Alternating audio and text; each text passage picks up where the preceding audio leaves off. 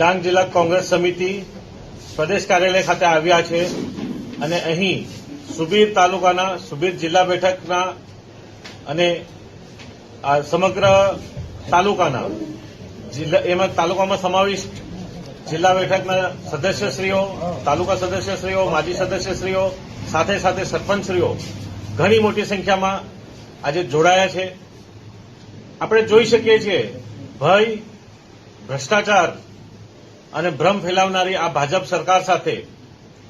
આ તમામે છેડો ફાડ્યો છે અને ફરીથી ઘર વાપસી કરી છે। તો આજે આ સંકેત છે કે જે ડાંગ ગુજરાતનો એક સૌથી નાનો જિલ્લો કહી શકાય અને જે છેવાડાના માનવી આજે એની શું દશા છે, એને દરેક તબક્કે તકલીફ પડી રહી છે। સામાન્ય માણસની વાત તો દૂર,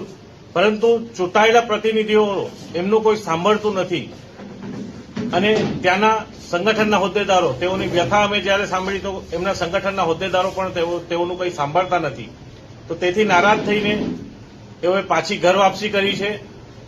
અને આજે કટિબદ્ધ થયા છે કે આવનારી જિલ્લા પંચાયત હોય કે તાલુકા પંચાયત કે સમગ્ર કોઈપણ ચૂંટણી હોય, 2027ની ચૂંટણી હોય, પણ હવે ડાંગનો જે ગઢ હતો કોંગ્રેસ એ પાછો આવી રહ્યો છે અને ડાંગની તમામ ચૂંટણીઓ કોંગ્રેસ જીતવા